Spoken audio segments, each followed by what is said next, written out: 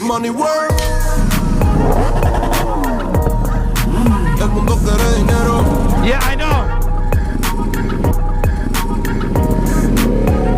Money work. Se arregla con dinero. SE Project branding logo that's on here. Money work. Si me quiero educar, dormir en algún lugar. Really cool. And we're also gonna change the kickstand knob, guys. Alright, let's take a quick look at the Hopefully I'm all good, guys. I roll over something. Un par de gente se llama el Putin entero. Money, money, paso verdadero. Si tienes lo verde siempre llegará primero. Pero yo Lunes. Money work. El mundo quiere dinero. Yeah, I know. Money work. Se arregla con dinero. SE Project branding logo that's on here. Money work. Si me quiero educar, dormir en algún lugar. Really cool. And we're also gonna change the kickstand knob, guys. Alright, let's take a quick look at the Hopefully I'm all good, guys. I roll over something. Un par de gente se llama el Putin entero. Money, money, paso verdadero. Si tienes lo verde siempre llegará primero. Pero yo Lunes. Money work. El mundo quiere dinero. Yeah, I know. Money work. Se arregla con dinero. SE Project branding logo that's on here. Money work. Si me quiero educar, dormir en algún lugar. Really cool. And we're also gonna change the kickstand knob, guys. Alright, let's take a quick look at the Hopefully I'm all good, guys. I roll over something. Un par de gente se llama el Putin entero. Money, money, paso verdadero. Si tienes lo verde siempre llegará primero. Pero yo Lunes. Money work. El mundo quiere dinero. Yeah, I know. Money work. Se arregla con dinero. SE Project branding logo that's on here. Money work. Si me quiero educar, dormir en algún lugar. Really cool. And we're also gonna change the kickstand knob, guys. Alright, let's take a quick look at the Hopefully I'm all good, guys. I roll over something. Un par de gente se llama el Putin entero. Money, money, paso verdadero. Si tienes lo verde siempre llegará primero. Pero yo Lunes. Money work. El mundo quiere dinero. Yeah, I know. Money work. Se arregla con dinero.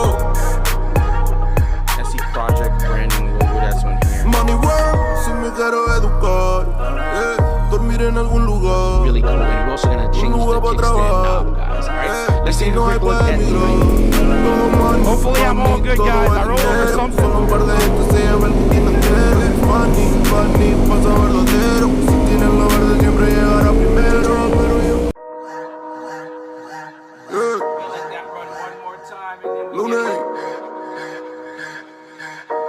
get Money work. El mundo quiere dinero. Yeah, I know. Money work.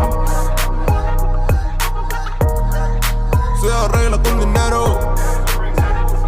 SE Project branding logo that's on here. Money work. Si me quiero educar, dormir en algún lugar. Really how difficult it is to actually come through and show some love on the stream on a day like today, because the weather's nice, it's beautiful out. We could be out riding, but I'm here with you. So smash that thumbs up, show some love and support. Love the guest we're going to have on tonight. We're going to have Randy's Reality. Really cool guy, really dope guy. Great energy. Met him out in Nashville.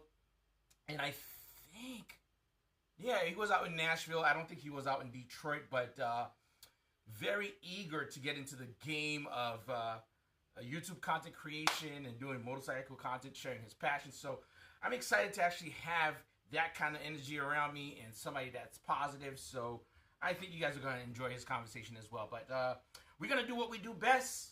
Man, I should have just let the music rock, really, because your boy was just rocking in the garage for a hot minute, being grateful for what I've got. What's good with you guys, man? Comment in the live chat, man. Let me know what's good with you. What is going on? What's new? How are you guys enjoying this summer?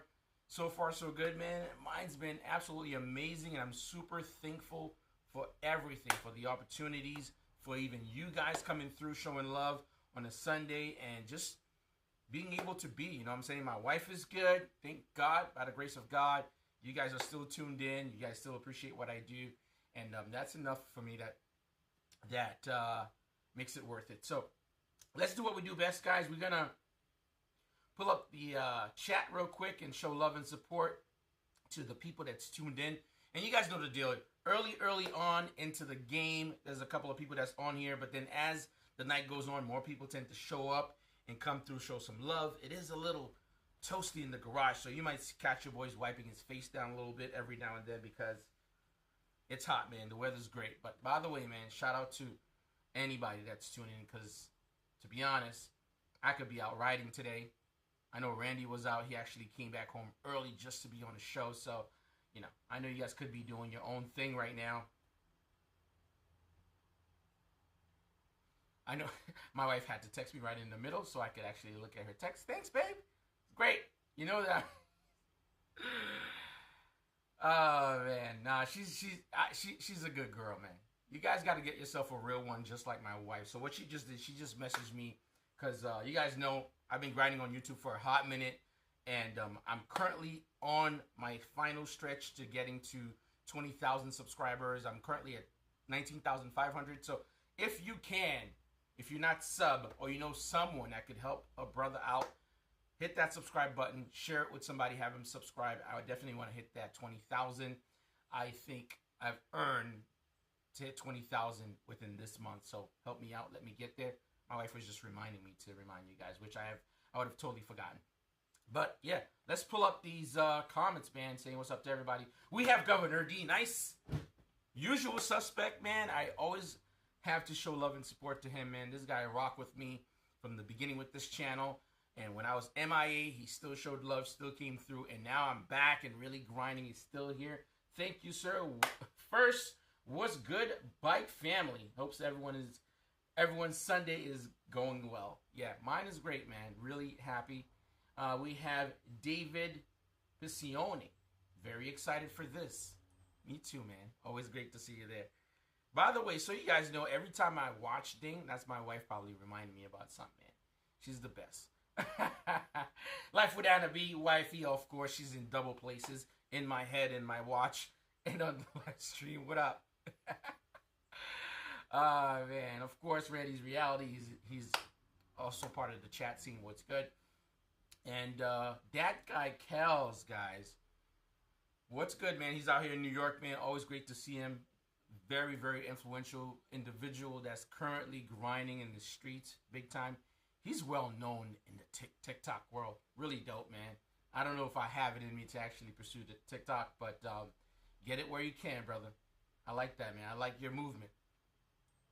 I am Hunter. Let's go. Pittsburgh is in the house. Shout out to my bro Randy's Reality representing tonight. Yes, sir. See, that's one thing that I love about the stream. The fact that, one, it's a platform that every one of us share out of passion. Oh, man, you guys didn't tell me my mic is actually showing up there? You guys know I'm a little more professional than that. There we go. That's much better. It brings people from all over, man. So I really like that aspect. By the way, Hunter, welcome to the channel as well, dude. I produce content. If you're new here, you're watching, thumbs up, subscribe. Why not? We're here to share the wealth. Hopefully some of the people that's tuning in watching us tonight will go to Randy's Reality and sub to him as well. Let's see what we got. We got Futuristic Viper. What's good, peoples? Yeah, man. Always here, man. Very rarely I don't see you on. So always cool to see you, man. Power Modo. What up? Man. We have a nice little turnout so far, man. I really like that, man. What's up? We have Mike. What up, Mike? Man. Let's see what else we got here before we start diving into things. Easy Rider Moto. What up? Yo, I love that icon right there. You're pulling that sweet wheelie in that icon. Really dope, man. He's also a grinder as well. Great individual, guys. You definitely want to hit him up as well if you're out there. Zosa Productions. You're new to the game. Again, anybody's here tuned in, show them love and support. Appreciate your sub. And also, go to Randy's Reality and sub him as well. I don't want to keep going down this entire thing, but there's quite a few people showing up, and there will be more as usual. But we're going to do what we do best, guys. Just let me know. Just let me know if you guys have any questions or you want to kind of throw in any... Oh, my wife said my audio is low. Let's see what's good. Hold on. How about now? Let's do it. All right. There we go. How about now? We sound good? Yo, I'm telling you, she's like my producer of all producers, man. She already caught that my audio is low. We're good.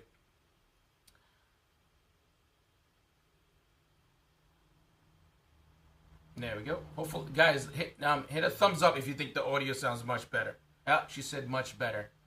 Oh,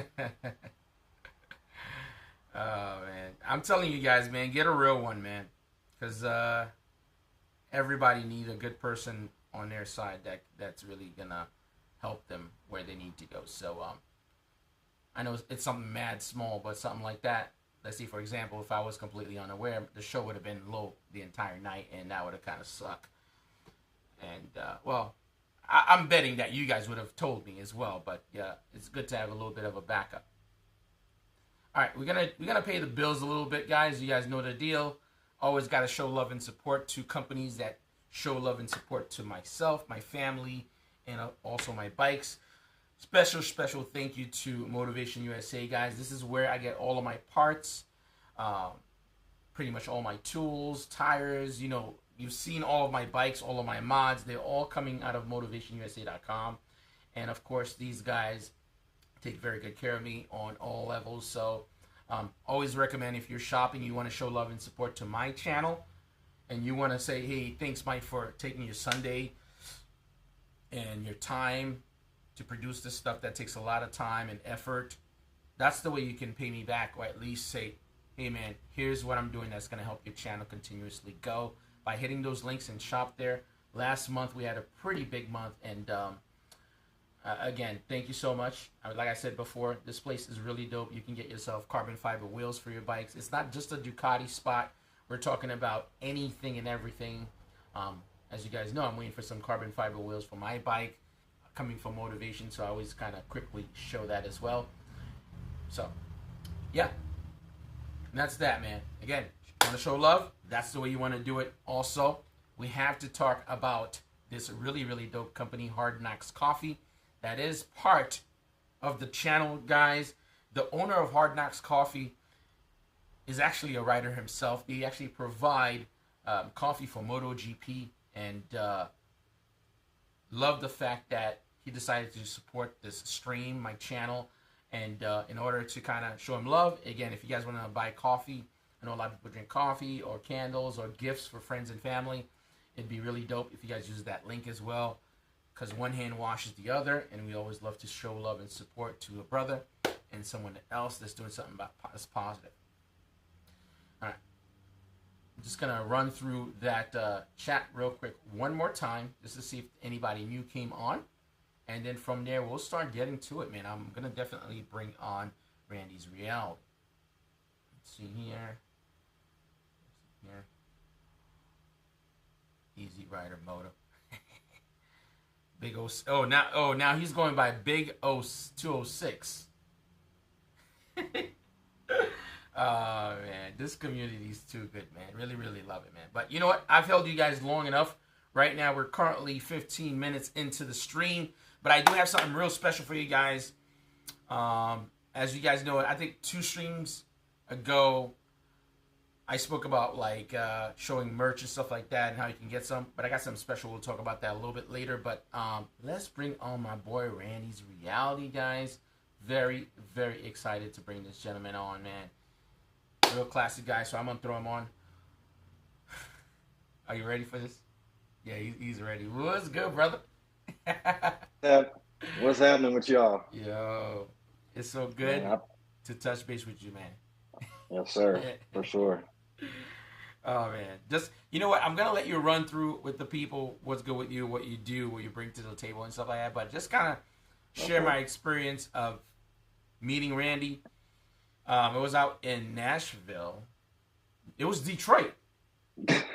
Oh, shit. You're out of Detroit. Dude, I'm like jumping everywhere. I'm out. Okay, so I'm out in Nashville with the BMW event, right? Yep. I'm shooting content. Yes, sir. Bumped into me. He's like, it was good, mate. And you know, the thing is, what I thought that was really dope, the guy never met me before. I've never met him before, but out of mutual respect, showed love, and I showed love right back to him. And speaking to him for a little bit, and I could tell he's a honorable guy, very cool, very chill guy. We spoke even about how you got into biking with your dad and stuff like that. And I thought this would be a perfect place for your positive energy, man. Yes, sir. Mm-hmm. So it's all you, man. Let the people know about you. Okay. Well, first of all, Mike, I want to say I appreciate you for having me on here, for sure, and definitely sharing the positive vibes with me in Detroit. So basically, I guess we can start, from the beginning. I got into riding a long time ago, dirt bikes, things like that. Got older, I wanted to get my own bike, just never really, it wasn't like a priority to me. You know what I mean? So as I got in my later teens and stuff like that, I had dirt bikes and things. But then once I got a little bit older, I ended up, wanting to get an actual street bike. You know what I mean? And I went the proper way. I went and got my license and everything and took the MSF course and did all that because I wasn't trying to, be out here riding hot. So long story short, got into riding. It's hard to really explain because, riding, it gives you like that freedom. Sometimes, I'm speaking for myself, riding at one point when I was going through some stuff, like really was like an escape from reality at sometimes, you know what I mean? Like get off of work and, there's all this stuff, life stuff going on. And it's just like, you get on a bike, take a ride, hook up with some of your friends.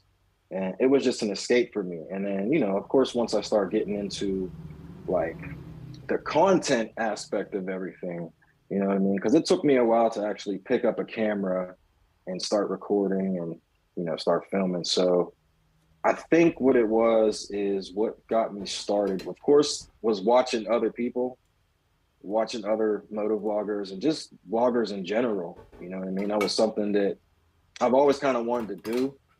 And I just never knew, like I wanted to make a channel a long time ago. I just never knew exactly what I wanted to make it on. So long story short, like pretty much I got into that. And then I realized like it costs, it costs some money to really like put out videos. And not only does it cost money, man, it's time consuming. You know what I mean? Like, and I like to be referred to, and I made a video on my channel about this before. I like to be referred to as like a content creator. You know what I'm saying? I'm not a YouTuber or anything like that because I don't create content strictly for YouTube. It's for TikTok, Instagram, Facebook, everything. You know what I mean? So I like to be referred to as a content creator. But I've gotten into a lot of different things over the last 2-3 years, photography, videography and things like that. And really, I'm just trying to elevate, you know what I mean? I'm trying to put all the positive energy that I've had for years into something positive and just putting it out to the world. Yeah, man. That's really what I'm trying to do, man. I think it's really, really dope. I think it's really, really dope that you're covering quite a bit and you kind of mentioning this. The reason I kind of let you kind of explain, get a general idea, because what I think, what tends to happen often is that we talk about a lot of stuff. You know, and I let you go specifically because I knew you were going to kind of cover about you starting to ride, you enjoying you jumping into YouTubes and stuff like that, and you trying to really proclaim yourself as a specific style of content creator. I think that's really, really dope. And I think the idea that you have is pretty cool, the approach. But I want to start drilling down a little bit. Okay, I just want to drill down a little bit on certain things, right? When you started writing, right? Were you doing, I know you said you got your MSF course done and you started doing everything fine, the legal way, which I did the very same thing. Did you ever went out there dirty? Come on, man, be honest, tell us. No, never did. Wow. Yep. Look at that. I mean, like dirty, like on like dirt bikes and stuff like that when I was younger. Of course, I mean, we all did that. You know what I mean? But as far as like a street bike, like that really can get you messed up, like no. Nope. I didn't do that. So what was your initial bike you started riding on? All right, I started on a CBR 600, and it was a 2005. And you know, people were like, "Oh no, you should get a 250 or you should get this," and I'm like, "No, I'm cool." You know what I mean? I'm gonna get what I want because previously, one of my friends had a 09 CBR 600, and that's kind of like what really motivated me to get my own. You know what I mean? I seen his, he had it custom painted and like that center exit exhaust, that undertail exhaust. Like, I was like, yeah, I'm gonna have one of those one day. And, you know, fast forward like maybe 6-7 years, that was just the bike that I was gravitated towards. Like, that's what I wanted. You know what I mean? So I had one of those, or I had two of those actually. Same year, same color, you know? So here's the thing. I'm so glad you kind of mentioned about what you started on. I was kind of leading you down a rabbit hole, but which you entered, which is very nice. It makes the conversation a lot easier. But you started on 600, and I know how it is. If you're not on 250 or 300, you get a lot of pushback. Walk me through you starting on a 600. Any faux pas, anything weird happen? Because, you know, we all make mistakes, even when we think we know. No, nothing. You clean. So the one thing I will say, like starting on a 600, you know what I mean? Like I want to make it home at the end of the night, regardless. Okay. You know what I'm saying? So me starting on a 600, anybody in my city can vouch for this, right? They used to call me slow, turtle, everything under the sun. And I'm just like sitting there looking at people like, oh, well, like I know where we're going. So I don't need to like keep up with you, weave in and out of traffic and do any of that extra shit. Like for what? You know what I mean? Like I like my life, you know what I'm saying? I want to live, I don't want to get hurt. So there was really no like hiccups as far as that first bike. No, there was really no hiccups the first 2 years, I think it was. Okay, so you know what's so funny? You said there was no hiccup, and that's completely possible because I think people can start riding on bigger CC bike or a 600, depending if you know yourself, how well you know yourself, how much self-control you have. But I think in some cases, what tends to happen, either you do have a faux pas when you're starting out, either if it's a medium bike or a regular bike, or you happen to get too comfortable down the line. So you have an opportunity, right? You have an opportunity. Basically, you can get it early on by being excited, by not having a lot of self-control, or you could have that completely locked down into a point where you become so comfortable. That's when you happen to make any mistakes. So anything happened there? No. When it came to that, like I'm a real reserved rider. You can ask, like I said, you can ask anybody. Very reserved with all those chains, man. Yeah. But I'm promoting myself though. You see what I'm saying? I'm promoting myself. I got my own stuff on here. You know what I mean? I'm just messing with you, brother. Yeah, I know. But good. Yeah, nothing really crazy as far as that. I was really reserved, and even when it came to like, as I started, vlogging and stuff, and there's people in my city who were like, you know, they were kind of showing support. Well, you know what I mean, in the beginning for sure. And I feel like anybody in my city was willing to let me ride their bike, no matter what it was, just to make a video on it. So that had to speak for something right there. You know what I mean? Like I wasn't out here doing crazy stuff at all, you know? So you got an opportunity to actually even ride other people's bikes. So still Till this Yep, day, early no, on. no faux Yep. pas, right? No, nothing, no weirdness. No. All right, that's good, No. man. I mean, again, more like I said, in cases like this, it's always great to hear stories like this because here's what's super interesting about your story. You said no weirdness. You didn't drop a bike. You didn't crash one. I've been there. I've crashed. Other people have. I've crashed experienced bike. I've crashed beginner bikes. So I think everybody's been there to some point, and your demeanor says it all. You know what I mean? You, like you said, you're very laid back. You're not trying to keep up with the Joneses and stuff. So I think that's a Right. really crucial thing. But I'm guessing I had 2 accidents, you had to. but it wasn't in that beginning stage at all. Oh, so I don't you technically got it after you hit the comfort zone. You started feeling yourself a whole lot. Well, I'm just gonna say this now, like both of them accidents were not my fault. You know what I'm saying?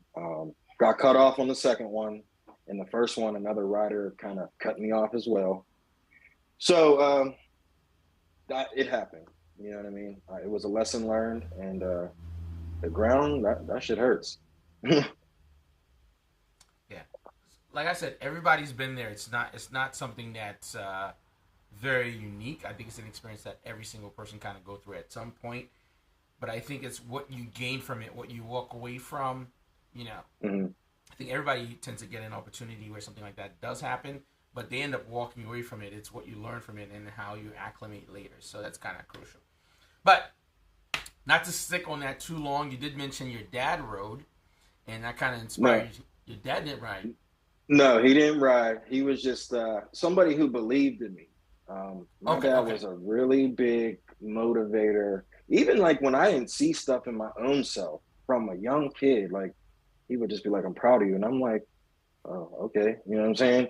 And I didn't really see it until like the last maybe 5-6 years of his life, and he just passed away in March. So it's like him telling me that he is proud of me, and he said it over and over and over, and I've gotten it on video so many times. Like I just replay that stuff, and I'm just like, damn, he really is. And every single thing that we spoke of, and you know, the plans that I had just with life in general, like I'm walking those things out right now. You know, I'm doing some of the things that I told him I was going to do 2 years ago. So like my dad comes into play. It's like, first of all, these are his colors right here. I had to throw this on. These are, he was in a fraternity. So this purple and yellow, these are his colors. Yep, you know what I'm saying? And it's on my chain as well. It has, you know, purple and yellow in the background. So a lot of the things that I'm doing now, I definitely am doing to make him proud and to like live out some of the, you know, hopes and dreams that he had for me. Even though I didn't necessarily do everything he might have wanted me to do, but I know that, you know, he is definitely proud for sure. But no, he really wasn't too fond of the motorcycles at all. But towards the end of his life, he really did truly understand like that it brought me happiness. He really did truly understand that me doing it and me making content, flying my drone and doing everything else, like he seen that it brought me happiness. So at that point, he was just like, man, just be safe. You know, you got a good head on your shoulders, just be safe. And that was it. You know what I mean? But I think that's a pretty common thing, though. Whether, I mean, very rarely you're gonna meet people that naturally gravitate toward two wheels and that everyone kind of supports instantly. I think there's two different sides of this coin. Where, I mean, if you go to New York in the suburbs, very common you see kids, you know, growing up with dirt bikes. It's like a very common thing, I think. You know, they have acres of lands, or they have like really big homes. They have little dirt bikes, so it becomes like second nature a little bit. Right. But I think in a lot of cases, most people tend to fear family getting hurt and stuff like that. So you're not the only one. This is a pretty common thing. For example, myself, I've been riding for years, right? And we're talking about years on years riding, and my family see me on a motorcycle, and you know, they don't mind, they don't say anything. As I would say, probably maybe a year ago, my older brother pulled me to the side. He was like, man, you know I get scared, right? You seeing a grown adult man tell you, you know, I get scared a little bit when he's like, it's exciting, it's really cool, you know, but you know, every night and I get scared, man, when he sees me leave and stuff. So, you know, you don't hear it often from people, and sometimes they might not even say it, but I think there's still an innate fear because they don't understand how it feels. You know, it's almost like people that like fast cars. You know, right? Yeah, they don't understand. It's something that it's really hard to explain. All I can say is it's just like freedom. It just the feeling. You know what I'm saying? There's just a feeling behind it, and it's really hard to put it into words. I mean, you can use all the common words that everybody else uses, but at the end of the day, it's just what we like to do. You know what I mean? I do have this question. I saw you with the BMW when you were out in Detroit. Right? You have the brand new BMW S1000RR, really beautiful bike. And of course, we kind of met towards the road racing scene. Do you do any racing at all, or no? Yeah, I get into a little bit. I'm not as competitive as other people. I should say, like, I might not be as good as other people, but I mean, I can hold my own, especially, you know, now with this bike. But that's not really my main focus when I hop on the bike. I love to do it, you know what I mean? It's exciting, it's fun, you know what I'm saying? But that's not really my main focus when I jump out there. Yeah, I mean, I think one thing that I think you and I both share that have in common is that I definitely like a good pull. I enjoy going certain speed, but for me, when I'm creating videos or telling stories, it's more about showing people how amazing it could be to have a motorcycle, or, you know, certain doors opens. You know what I mean? For example, on a weekend, I could pull one of my bikes out and say, "Oh, I'm going to the mountains," or "I'm just gonna go for burgers like 600 miles away." You end up bumping into you know what I mean? You end up bumping into like a farm area. All of a sudden, you're like, "Oh man, I never knew they had like a goat farm somewhere," which is kind of a weird thing. But I'm just saying, you start bumping into things that you wouldn't ideally do because of the smaller adventures you go to. So I think those, you know, for me, that's the thing for me. I don't know how exciting that is for a lot of people, but you know, looking back and looking at my content or with friends and family, because like I said, that innate fear, if I showed someone some of my videos where I'm like riding really fast, I think my family would be like, "Oh shit, you're probably gonna harm yourself or somewhere," or something like that. So yeah, my family really don't like the fast stuff. I do have an uncle that lives in California. He used to own a Busa, and he still likes it. He loves cars, and I think like me and him, when we link up, like we get along really, really well, because it's like, have you seen this new car? Have you seen this new bike? Like, that's just us. You know what I mean? But I know the rest of my family, they're not too keen on it, and they, you know, they think about it. It's definitely in the back of their mind. And shit, I don't blame them, man, because it can get crazy out here sometimes, for sure. okay, so I'm assuming you roll a lot into, because you guys seem to have like a really big motorcycle scene in Detroit. Pittsburgh. Oh, so you came out to Detroit from Pittsburgh. Holy shit. Yep. I'm talking. It's wild to me that everyone's just like traveling everywhere for this stuff, man. So you're closer to Eve, you mentioned to me. What's that? You're closer to Eve's territory. Yes, sir. You know, he's down here pretty often. Yep. You guys are super fortunate, man. You have like a really solid group of riders, people that's just passionate and want to ride. I always say this out here in New York, it's very difficult to kind of have that level of connection with people. Not that we don't have that, they are, but there's always like this New York swagger, New York vibe around everybody's the shit kind of thing. And, you know, it's tough to kind of, like the way I see people rally when I was out in Nashville, out in Texas, and out, you know, in Detroit, it was wild. You know, I mean, in New York, every now and then, we do have a spot called, what is it called? Astoria Park. That's pretty popular. People tend to pull up and just post up for a bit. And it's usually like either 2 or 3, maybe 3 or 4 that are together, and then everyone's flexing on there. It's different. It's different. And hence why I started going.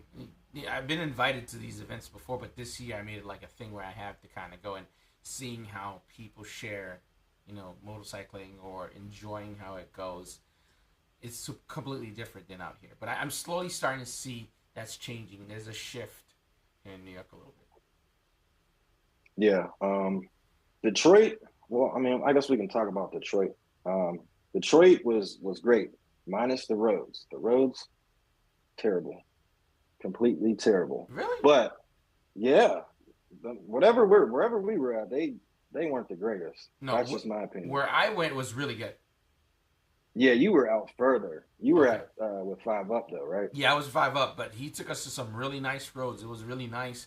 Only the Mm-hmm. only downside, it was so many bugs. Like every piece of content I shot Yep. there, it was there's like some kind of splatter on my screen, but I'm still gonna upload them. But it's just, you know, it to me it's not if they do well or not or if the videos are good. It's just that it was a really dope experience. It sure was, and It was. that was the first trip that me and my crew took out of state. Because I mean, we go to West Virginia, Ohio, stuff like that. Like that's pretty close. So that was like the first trip that we actually got a trailer and put the bikes in there. And my bike's brand new, and I'm just like, okay. It was just a whole different experience. Brand new bike, new city. I don't even have a RAM mount on my phone to even look to see where to go. I'm relying on my bro to like figure out where we're going. guide you. It was just a great experience. We unloaded the bikes, we got out there, and as soon as we get out there, just things just start happening. Content just started coming. But And here's the thing: how was your experience doing that for the very first time? Because here's the funny thing. So I'm guessing it's both you and I. It's first time experiencing something like this. So do share, man, because I'm gonna give you some of my thoughts because I went to a couple. You just mentioned about the RAM mount, and as you know, I'm pretty lucky. I get to ride other people's bikes, and and even in one of those meets, I got lost. Every single one of these experiences, I've learned so much so quickly. Like for example, I was with 5 Up, and everybody was like, "Hey." The first thing I did was like grab the address. I just stored it just in case because I had an issue with that in one of the meets. For the mount issue that you just mentioned, one of the OGs that was in the thing, he said, "Listen, man, people swap bikes all the time. People get lost. You want to bring like a big piece of 3M Velcro, slap it behind your phone, slap it into the tank. It's temporary. You people follow that." It's just like dope how people are just exchanging these small things. And I'm like, wow. And I had such a difficult time when I got lost when I was out in Nashville. Because I'm trying to, as you're riding, the wind, the exhaust, you can't really listen to the GPS. You really can't look at it because it's in your pocket. So I'm like slowing down and just enough to hear it. So it was an interesting thing. And I thought it was so dope that, now I'm telling you a little gem. So what about you, man? Your first experience, what do you think? Do you see yourself doing this stuff again or seeing it? Not even outside of content, just experiencing it again. Absolutely. 100%, 1000%. Just the travel alone. I mean, I was fortunate enough that like my people, my crew, like they drove, you know what I mean? So I was fortunate enough just to chill. I was getting some stuff done, but absolutely, I definitely would love to do it, as many times as I could before the season ends. But I think some of the things that I learned for sure was timing. Timing's a big thing because, the original plan might have been like, oh, we're supposed to leave at 9 a.m., right? And we're going to get there before rush hour or whatever. I think timing is another big thing because, things happen, things come up, you might stop, you might eat, you might whatever, and it just adds more time. I think being like kind of over prepared, you know what I'm saying? Like when we prepared for this trip, like we were preparing for it for like at least 3 to 4 weeks. You know what I'm saying? Wow. Even though it was only for 2 days, but it was just like, we ain't trying to leave nothing. We ain't trying to forget, you know what I mean? So that's definitely something that I definitely learned from that trip. I learned also that like when you go out to different cities, of course people don't know you. And some people might know you, right? Yeah. But you gotta like get out there. You can't just be sitting in the corner. You can't just be doing that. You gotta get out there and just like start talking to people. And I kind of stepped outside my comfort zone a little bit. Not much because I normally do this here anyway, but when I was there for sure, I got my camera out of my bag and I just was walking around filming bikes. But then when I'd see people that I knew or want to talk to somebody, I would get in their face, you know what I'm saying? Like, where I would have a I would approach them a decent way and have a good conversation with them, and eventually get them on camera. And that's kind of stepping out my comfort zone a little bit. Instead of asking somebody like, "Hey, do you mind if I put you on here or whatever?" It was just like I was walking around and going to get the content. I was just like, applying myself basically. You know what I'm saying? Like, you can't just go out there and be like, "Oh, well, I ain't do this, I ain't see this, blah, blah." Like, you got to really apply yourself. You really got to network with these people because, like a couple of the people that I've met in Detroit, we communicate still today. You know what I'm saying? Even though that was just a couple of weeks ago, like, we communicate and we're trying to put some stuff together for the future. So it's like the possibilities are endless when you apply yourself. The possibilities are endless when you have a good vibe and you put that out there to other people, and they can return it right back. You know what I mean? I agree. There's so many people that that you meet or come across, or at least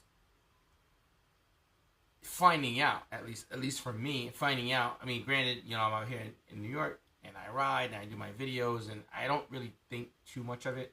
Granted, I'm not saying that I don't think about, how big the channel is, of where it's going to go, kind of thing. But I never think that I'm going to run into any of the 19,000 people or the 20,000 people, you know what I mean? Right. And bumping into you was the biggest surprise. There's still this little moment like, oh shit, this person actually watched this stuff. So that was super interesting. I think with you've never got that before. I do, and you will get the same exact thing that I am. Whether it's now or later, you will experience this yourself. Every time it happens, whether it happens 5, 10, 30 times, it's still gonna be the same. You're gonna be like, I can't, you know what I mean? Because this feeling doesn't really get old when you do this stuff, like, you're in your studio, you're in your garage, or you're out, you do it, and you upload it. People are watching, people are interested, but you never really think you're going to bump into anyone that actually physically watched. So that's always super interesting. Like, I went to Revzilla that just opened in Brooklyn, and it's like the manager knew who I was. And I was like, oh, shit. Somebody was like, oh, shit, Mike's outside on the Hyper. So it was kind of funny that they did. I mean, granted, it's not like a big shocker, but it's always very interesting when that happens. So, and I got a small platform, right? Mm-hmm. So my platform's so small, but I actually, over the last 2 years, I've ran into about 3 people so far who are subscribers. Of course, they're from my city, but to run into them out in public and then to say they know who I am, like, that blew my mind. You know what I mean? And my one man, Mike, I ran into, I just happened to see him walking. I seen he had a helmet, OGO backpack.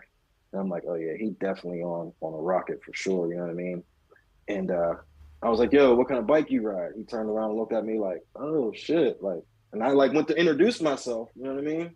And he was like, oh, I already know who you are. I was just like, wow. And he was like telling me, you gave me some really useful information 2 years ago on starting on a 600. And I was like, for real? And that right there made me, it hit home, because it's like the info that I gave him, because I started on a 600 before that, to have him say that I gave him that information and he used it and got his own 600. And then we walk outside and we were looking at it, like, it just blew my mind, man. You know what I mean? It's a small world. Let me ask you this. Would you recommend, let's say somebody were to approach and say, hey, what should I start on? Would you recommend them do it in a 600, or would you say start small? Well, I feel like it depends on your experience of riding. Like, can you ride a dirt bike? Have you ever shifted gears with a clutch and a shifter? And if they say no, like, a 600 might not be the best option. That's just my opinion. But I mean, I'd say start on a 600, but you kind of got to go on like somebody's personality. Like, if they're real, just like, wiry, and they just really want to like get out here and they just want to ride a bike for speed and to, pick up women and all that stuff. Like, no, I don't think a 600 would be good to start out on at all. But then again, hey, I'm just gonna say, in my opinion, like, you have control over what you do on that bike. You are in control. So if you don't want to wreck, you don't want to die, you don't want to get hurt, just don't let that happen. I'll tell you my opinion on that question, only because I feel like as things progress, as time goes by, you're gonna start seeing that a lot more. You know, the more people that watches, the more people that sees your bike or think your bike is really cool, you're gonna start getting that comment a lot more. And before, I used to share a different sentiment. Oh, you know, find the bike you really like, or find the bike you really can afford, and then make that be the bike you get. As the years went by, you asked me this question today. Somebody asked me, "Oh, what bike should I start?" And I'm going to say, get a small bike. I'm going to tell you why I think they should. I would suggest this exact thing. I would suggest it because I don't know the person. I don't know their mentality. I don't know, like you spoke a little bit earlier. You're a pretty calm, chill guy. Your demeanor is very laid back. You're not looking to keep up with the fastest. We don't know who the person is, because I'll tell you what happens often. People will bump into me because they see me on a video. They feel very connected, and the funny thing is, I've had that reaction where I bumped into somebody, whether it's like a basketball player. So you watch them, you feel very connected, right? So they start asking you personal questions, right? You've been riding for many years, and it's more like, hey man, what do you think? I'm going to start on this bike. You know, I like a 750. I don't know him. I rather understate and have him get a smaller bike that he's going to have to trade in, instead of saying, yeah man, get that 1,000, just put it on B mode. Right? Yeah, that's because I don't know that person's sentiment. Mm-hmm. You know? Yeah. Who you don't know. Now the question, if it's coming from a personal friend I know, that I'm cool with, that, you know, see my bike, you understand the premise of bike size, and it doesn't matter if you have past riding experience or not, because you have to remember what happened is somebody watches like, oh man, this guy rides through New York, he's chopping up traffic and stuff, at night he's burning out the southern state. They're going off your energy, the adrenaline, you know what I mean? So they're thinking, hey man, if I grab this bike, this is gonna be just as fun as that. You know what I mean? I've watched a Tom Cruise movie where he's peeling with an S1000RR, and I'm like, yeah, I'm gonna go for a ride. And that's the feel, you know what I mean, that comes out. So you don't know who the person is. So that's why I'm like, now it's like, get a small bike, man. 6 months, just sell it and get something else. You know what I mean? Because then they could make their own decision. Oh, this bike's not as fast, and, you know, blah blah blah. Get something else. But at least they didn't get something that's overtly too much and that could cause more issues. So let's say if they dump it or if they crash it and they get scared, they never go back to biking. So you can create a biker. You could also eliminate one too. I don't think it's something that we ever think about. Yeah, very true. You got a point. Yeah. Yeah, I went on a tangent on that one. So, good question for you. I'm going to have to ask, man, you joining YouTube, how long have you joined, man? And also, I know a lot of people often, they come through on YouTube and it's like, they don't know what it's like. And I was just telling you a little bit earlier that me prepping up for the stream, we were chatting right even before. It's like the level of amount of work it takes for you to produce your videos or going on the stream. A lot of people have no idea. So was that a surprise to you when you started doing this? Absolutely, for sure. You know, I was watching YouTube since YouTube came out, you know what I'm saying? And it's like, okay, this looks cool. But then I started seeing like a lot of more entertaining content that was on YouTube. And I'm like, okay, I can do this. This should be simple. But it's not as simple as just like going outside, taking a video of something and just hitting upload, anything like that. Especially with some of this, like nowadays, like the software and everything is just crazy. There's so many different effects and everything else. But the biggest thing with jumping into it was the time. Like it is so time consuming, especially when you start out, you know what I mean? You make an account and you start from zero. You have nobody to watch your stuff. And it's like you didn't put in an hour or two or whatever into making a video that you think is pretty dope and nobody watches it. Yeah. You know what I mean? Like that is difficult starting out. That still happened to me today. Nobody liked my shit. Man, trust me, it still happens to me. And that's the thing, like you got to step back and you got to really realize like, what are you creating for? what is like your purpose of creating? I didn't get into creating content, especially for YouTube, to be a millionaire. It's just not possible unless I got some crazy viral videos. And you know what I mean? Like usually viral videos consist of drama, fights, or just crazy stuff that I don't want to have my name attached to that. You know what I mean? But I feel like people really don't understand the level of like what it's like to be a creator. You know what I'm saying? Or a YouTuber, whatever.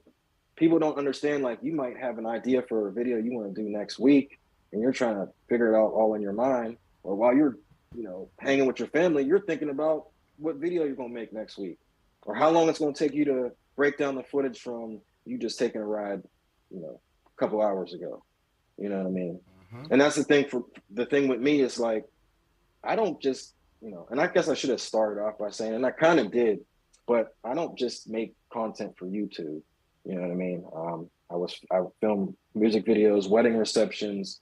I'm getting into a lot of other things besides YouTube because, you know, sometimes it's like, I don't want to burn myself out or put myself in that box. I'm not just strictly a motor vlogger either. You know what I mean? I don't want to be classified, and I have been classified before as that guy from Pittsburgh, or that's the guy who records videos in the city. You know what I mean? And no, I do everything. You know what I mean? I do everything. Drones, you know, camera, everything. But as far as the time,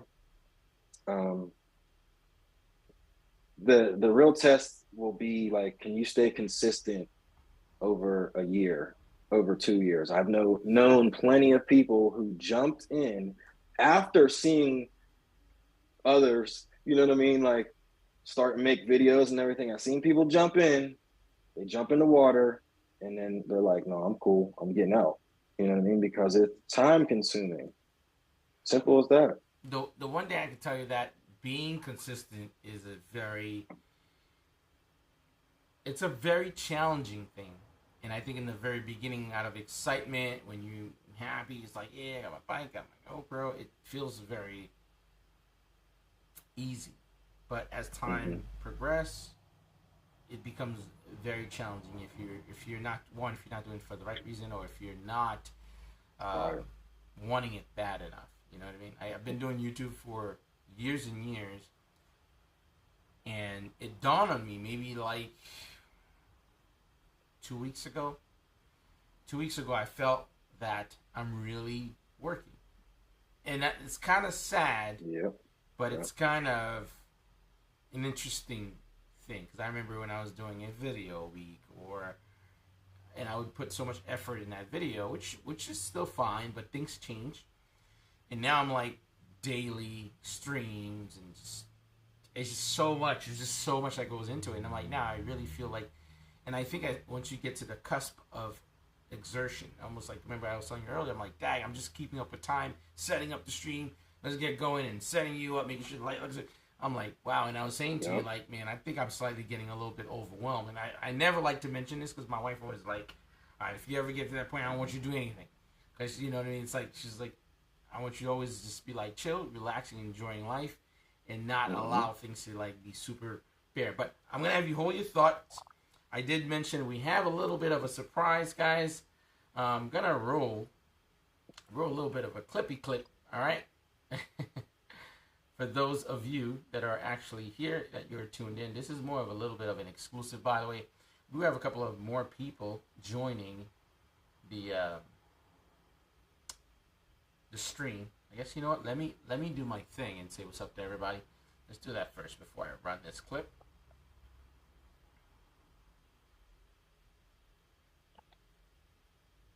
By the way, I hope everybody's having a good Sunday, man. Because again, like I said, I appreciate everybody tuning in because it's a beautiful Sunday, man. Usually on a regular night before I was doing the stream, I'd be out there riding on a Sunday like this and just enjoying the road. So I mean, granted, I am here, and then you guys are there as well, are here as well. So it's a equal exchange. All right.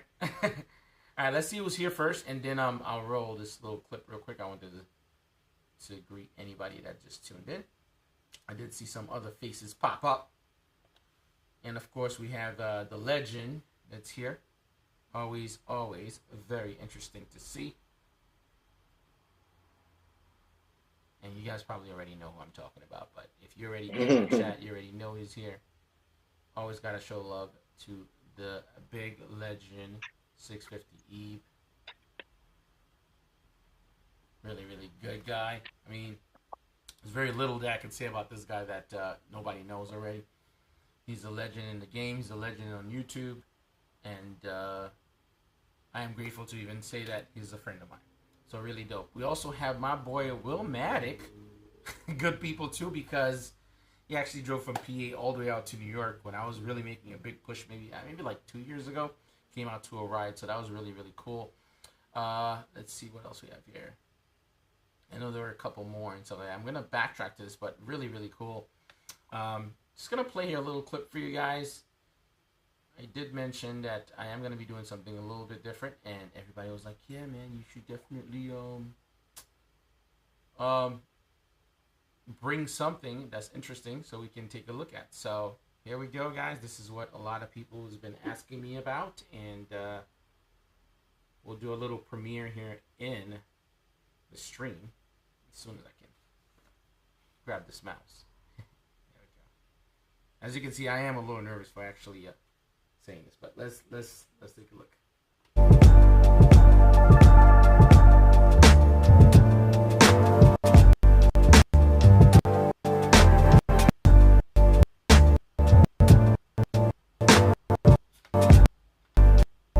Is it playing breaky? I feel like it is. Yeah. It's the 4K version. Let's see. Let's try that again.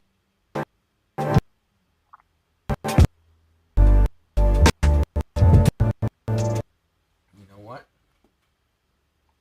That is not a good look. But things happen. So let's try this again. Let's do that.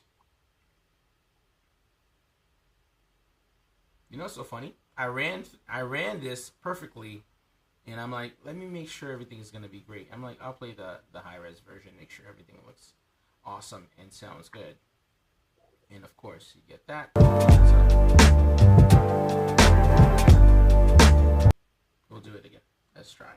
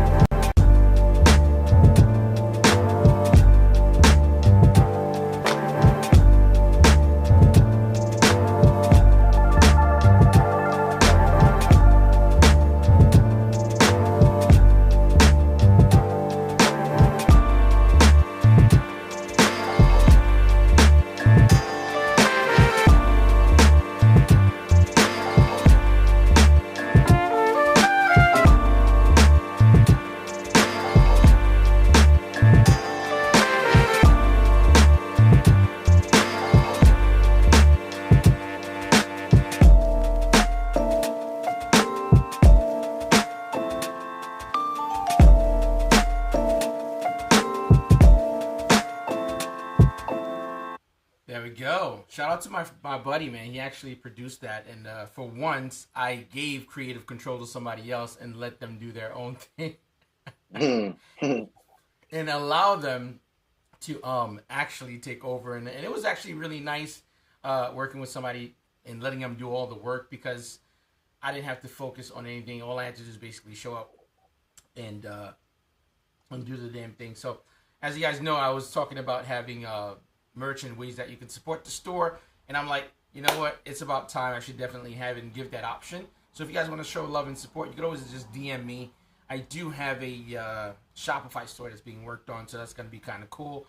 You guys could definitely show love. Stickers, keychains, key tags and stuff. There'll be other things, but this is a means for me to be able to go out further, you know, when there's events out in, you know, Detroit again, or if something is out in Texas. This is going to actually really facilitate and help bring better content and stuff like that. So DM me if anything.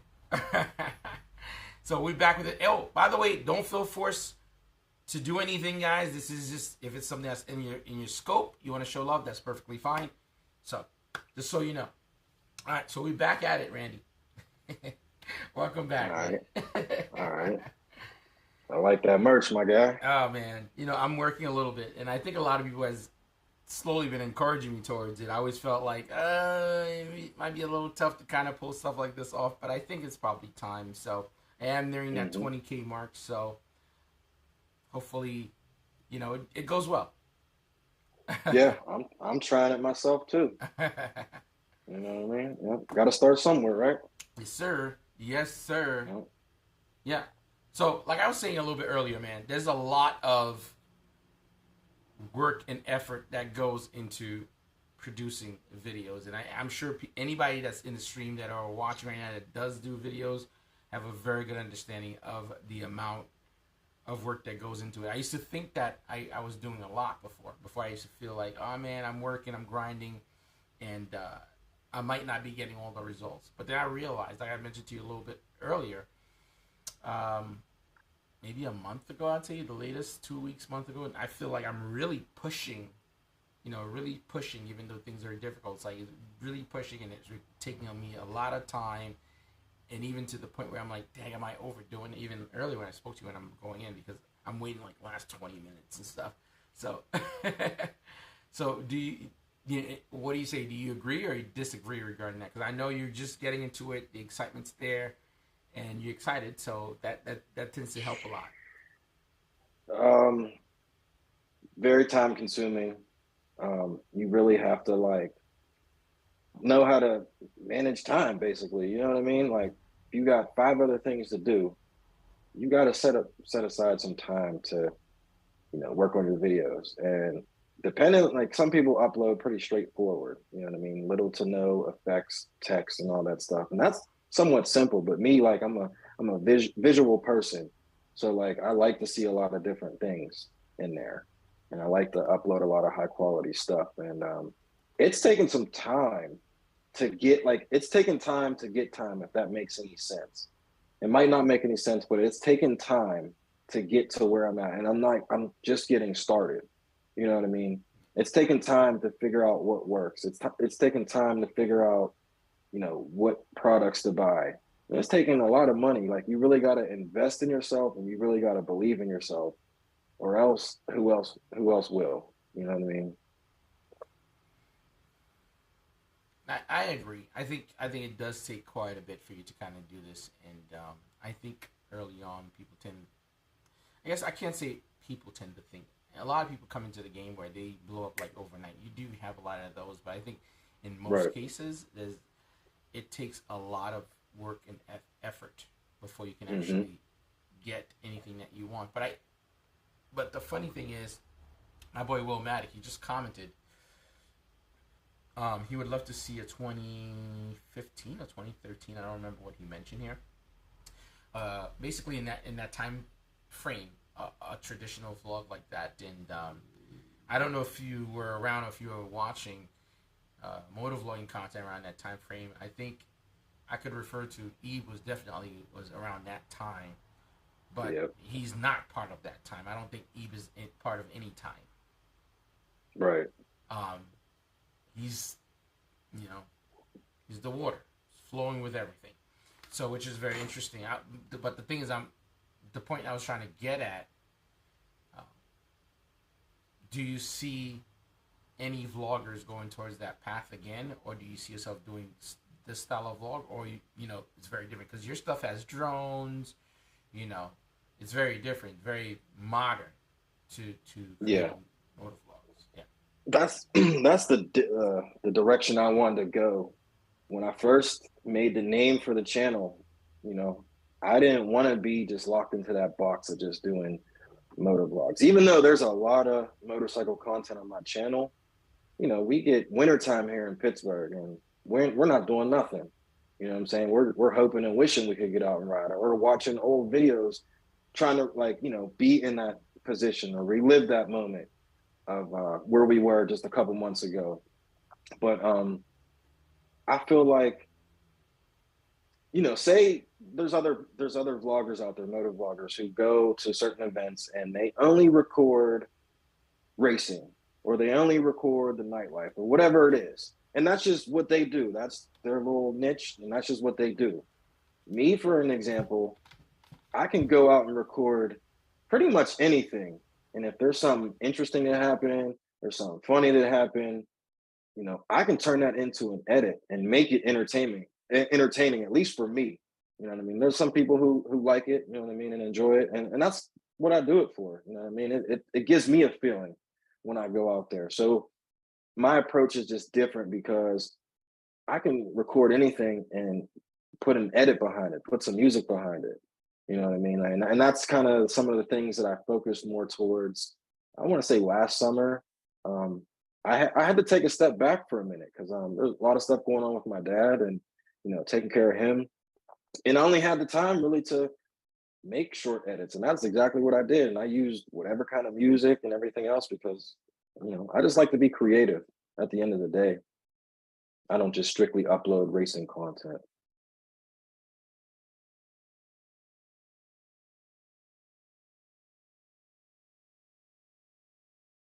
I was actually going to reply to you, but I was using the time while you were talking because I wanted to highlight your channel.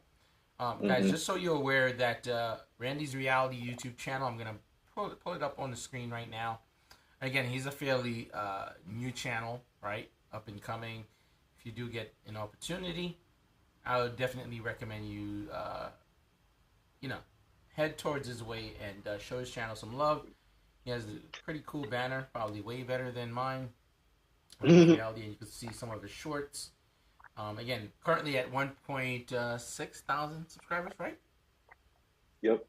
Yep. So you know, keep your judgment to yourself, guys. The platform here, we show love to anybody and everybody. You don't have to be a big wig for you to be here.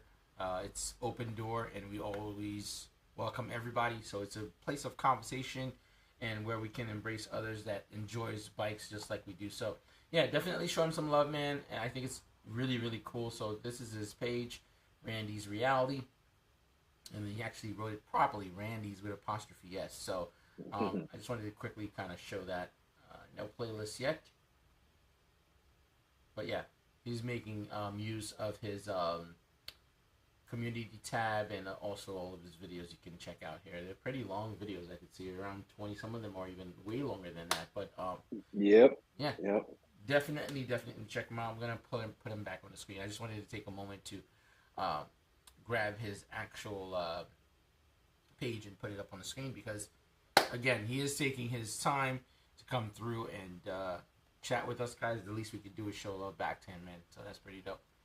I appreciate that, Mike. Yeah, man, it's all good. Like I said before, as I mentioned when we met out in Nashville, I told you if you had any questions or anything like that, I'm more than happy to be willing to answer and try to help the best I can. So, and also it's a learning process. Even myself, you know, I'm constantly kind of rotating ideas and concepts. So, but yeah, it's all good, man.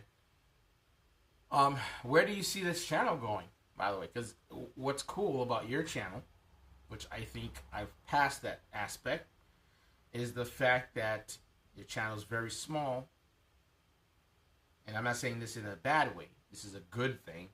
You get to experience everything. You could do any style of video, any kind of narratives you want to kind of convey.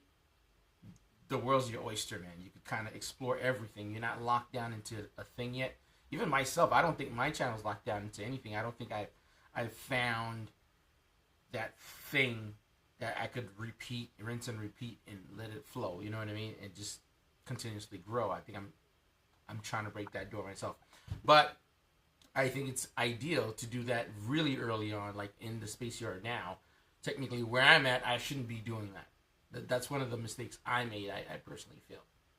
So where do you see the channel going? What's your overall idea? Like, I'm talking about your niche. Where do you see yourself drilling down? I know you mentioned you like doing photography, you like doing other things, and you like to ride. But at some point, there will be a point in time where you're going to have to converge into one thing to really kind of drill your channel and be known as a specific thing. I guess I want to say just like lifestyle videos, lifestyle vlogs, if we had to narrow it down to something. Because I mean, I'm not just always out on the bike. You know what I mean? I'm not always at car shows. I'm not always flying my drone. So whether it's like daily vlogs, like what I'm doing in a day, or situations I may have gotten myself into, or you know, I'm kind of experimenting, I guess, you know what I mean, is what I'm trying to say. There's a lot of things that have like sparked an interest in me, you know. So as of right now, that's a really good question, and it's a really difficult question to answer. Of course, there's going to be motorcycle content all the time because that's just what I love to do. But I mean, hey, if I don't ride the bike for the next 3-4 weeks, like, I mean, I could put out a video from today or a week ago, but as far as like keeping that moving, that's something I'm definitely going to do. But there's going to be a lot of everything. You know what I mean? I really think I think that's an honorable thing to say. By the way, I'm sorry, I cut you off, but go ahead. I'm sorry. No, I was going to say that, you know, I invested into, you know, a new laptop, software, of course, brand new camera, brand new Sony camera. And I wanted everything to look good. You know what I mean? I wanted everything to look good because for the longest time, I was doing every single thing on my phone, on the iPhone, everything.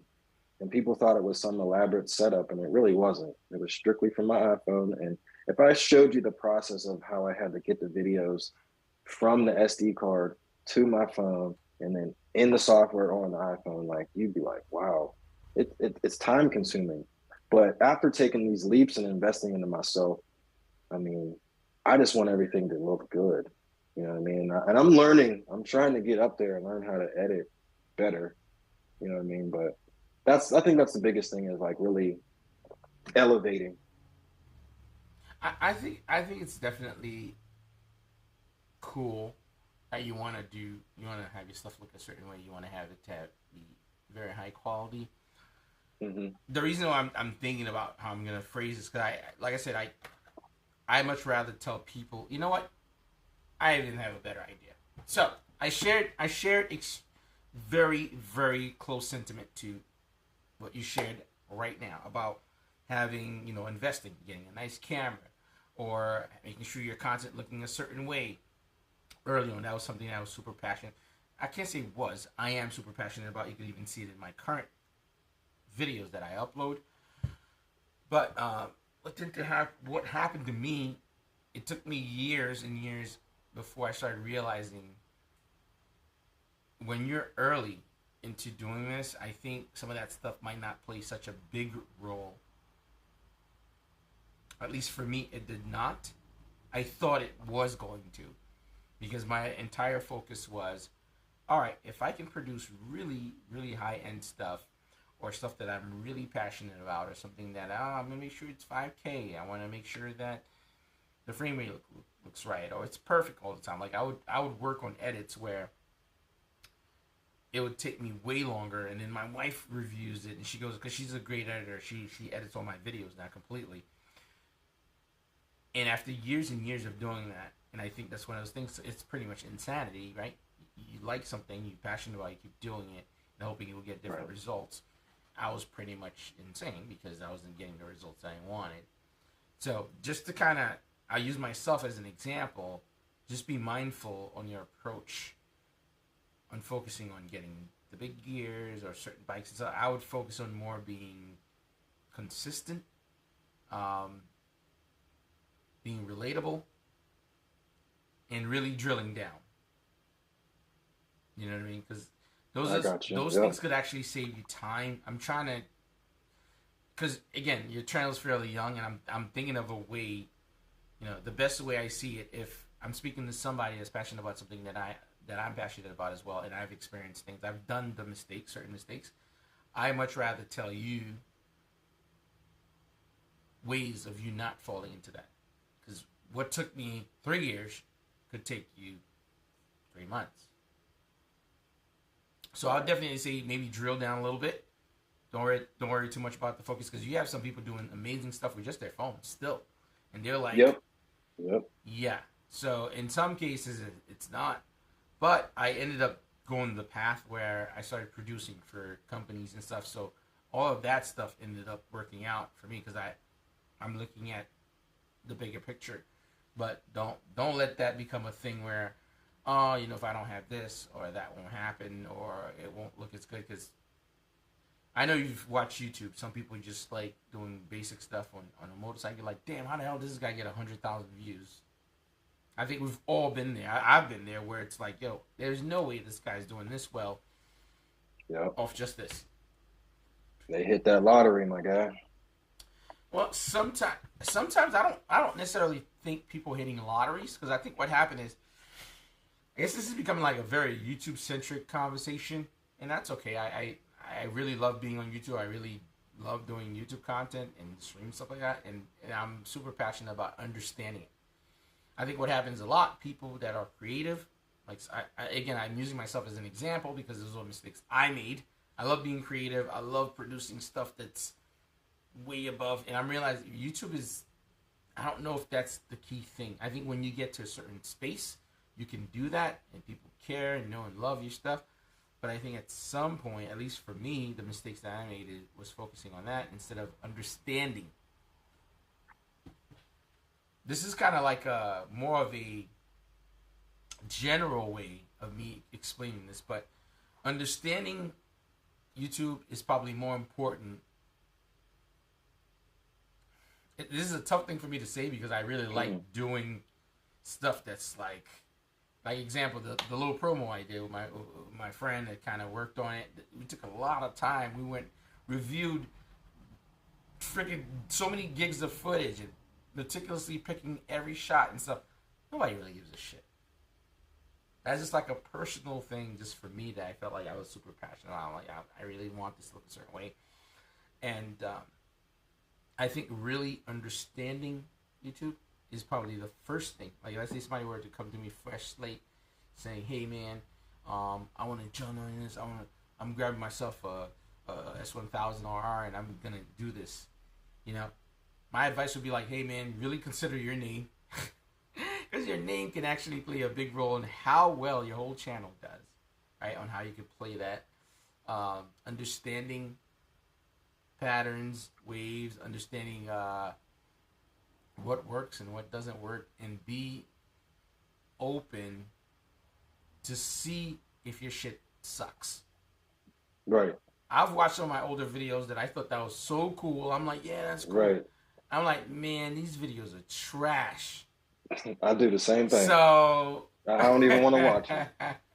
So that's kind of a thing. I kind of went on a long rant, man, but I thought I'd share a little bit of information that at least I figured out over the years, which I think is currently working for me. So, but yeah, I got a question for you. Yeah. So, do you think that the way that content's put out there, is it going to change as far as like the time? I'm realizing, you know, for the last couple of years, everyone likes the short content, just straight to the point, action right off the rip. Like, do you think eventually YouTube will kind of fizzle out? So YouTube is not going to go anywhere, man. YouTube is the king of television. In my personal opinion, YouTube has single-handedly dethroned, you know, national television. Everything, news, even TV shows has been dethroned by YouTube because now people are doing their own shows. Look at us. Yep. Two regular dudes chilling, talking about, you know, motorcycles and pretty much everything, and people just tune in. And I think there's an aspect of connection. Like, you know what I mean? It's like me bumping into you doing the ride. That was cool. You bump into me back. That was kind of cool. So, you know, when we watch TV, it's a narrative. We're driving this. We're picking and choosing where it goes, and people can relate to that more. As for other platform, until they've figured out how to compensate people, YouTube will always be king. Okay. Yeah, I was curious about that because I did make a video about content creating, but I was just curious because, I mean, like, you know, TikTok, Instagram Reels, YouTube Shorts, like that stuff is short, straight to the point, and that's it. And some people don't, you know, they don't have the attention span to sit and watch, you know, 20 and 40-minute videos. And, you know, I'm kind of like picking on my own self about this because, I mean, some of my uploads are long, but if you really, you know, enjoy what I have to put out there, like you'll watch most of the whole video.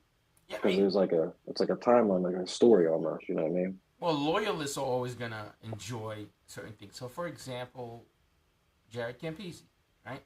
Hmm. He loads half an hour videos, but he has a loyal group of people that watch him. They Right. watch his stuff, but Right. Yep. he's garnered a following to the point that they are willing to do that, and hence why earlier I said drill down and find the path first. At least that's what I'm finding out.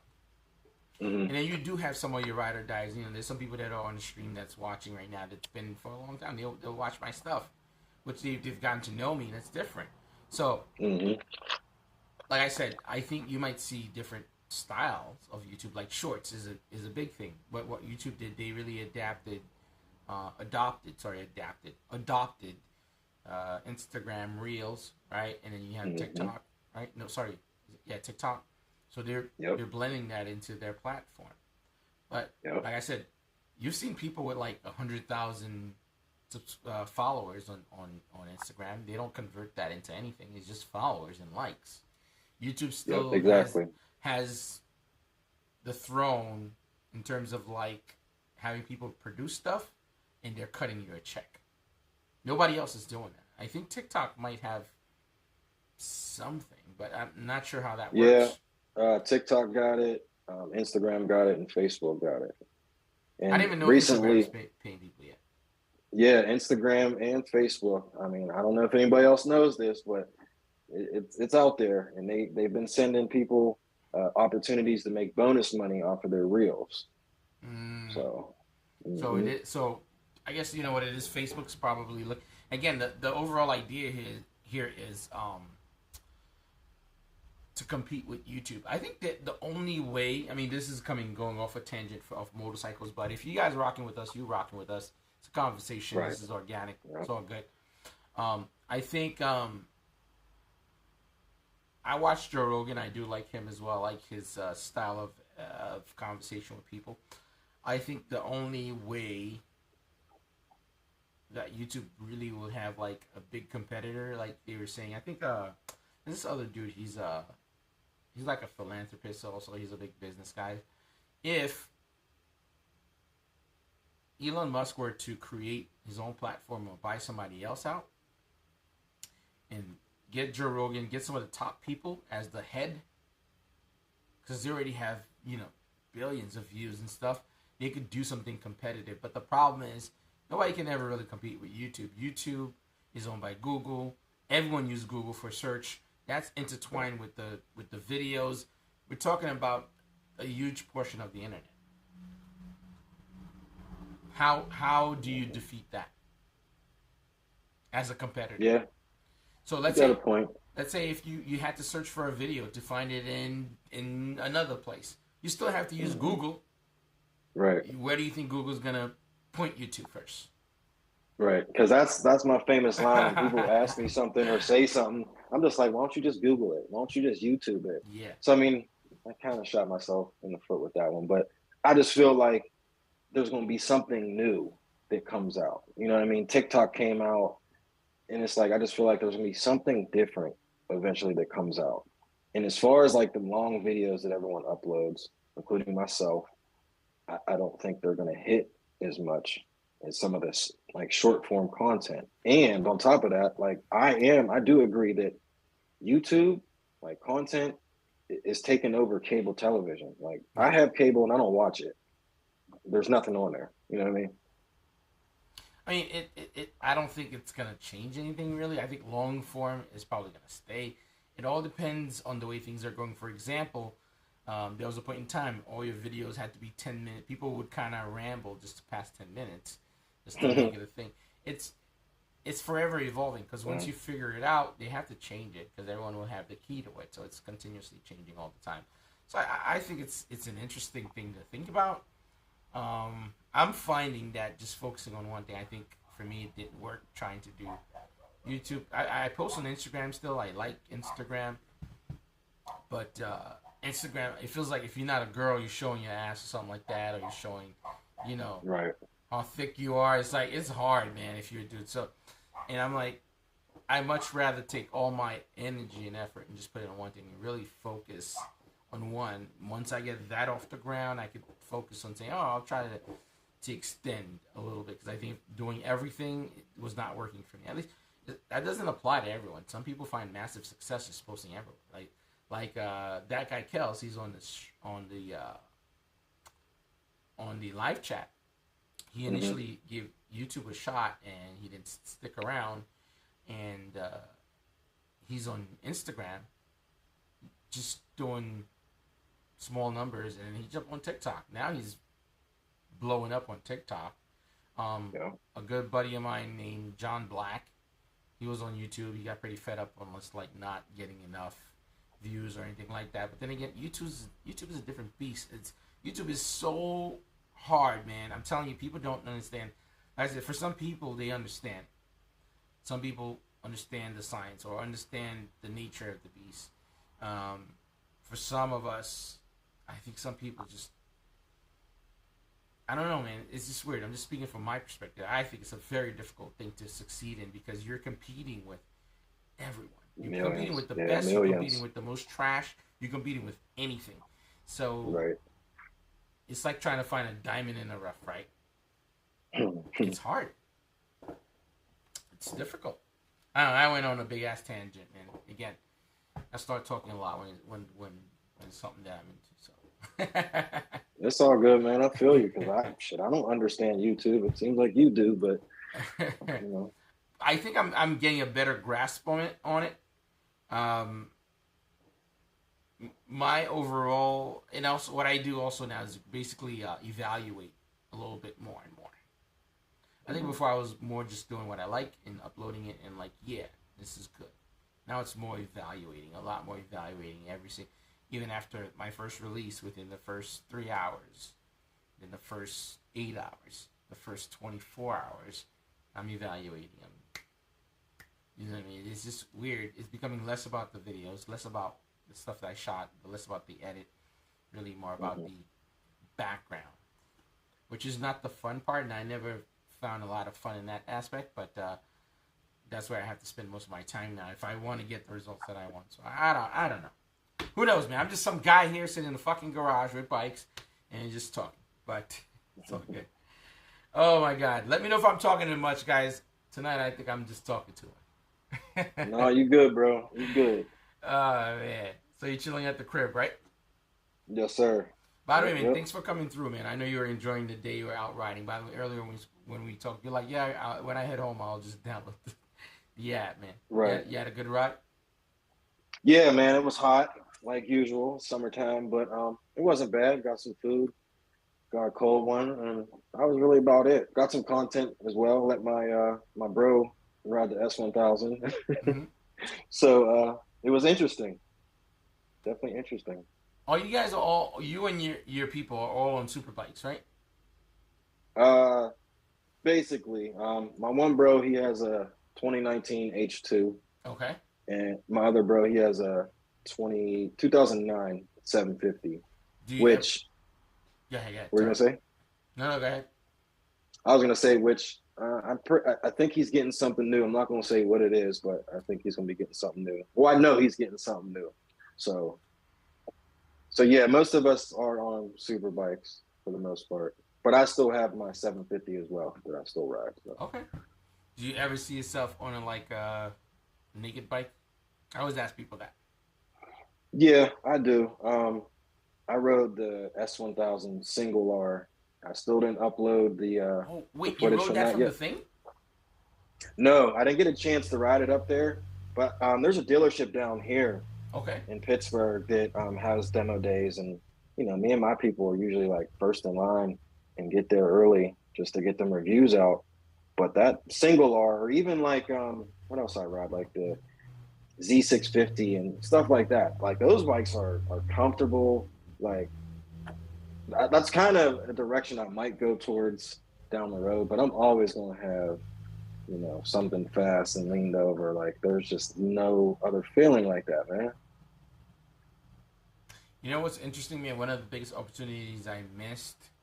I don't know if I missed it. I was out there in Detroit and went to the dealership. They had a big event. They had a bunch of BMWs. I was so taken by covering everything and making sure that I had, because I'm doing like this little documentary, and I'm like, oh, I want to make sure I have everything all good. And Motomac was like, yo, are you riding the BMW? Because they had the single R, they have the double R, they had the adventure bikes. I realized I didn't go to any other bike. I didn't ride anything. Right. And it's possible subconsciously I'm thinking like, I'm not really looking to shoot vlogs or moto vlog or something like that, because on my channel they do decent. They don't really do big numbers and not like that, but I do them because I just like doing them. It's more right. They're becoming more of a passion project. When I do them, it's just like for my own fun and stuff like that. And there's a couple of people, because to me, again, I'm more like understanding if it's something people like and enjoy, then I'll reproduce. But if not, but when I do the vlogs, granted, I think I have one. I might even upload tomorrow. I'm not sure yet.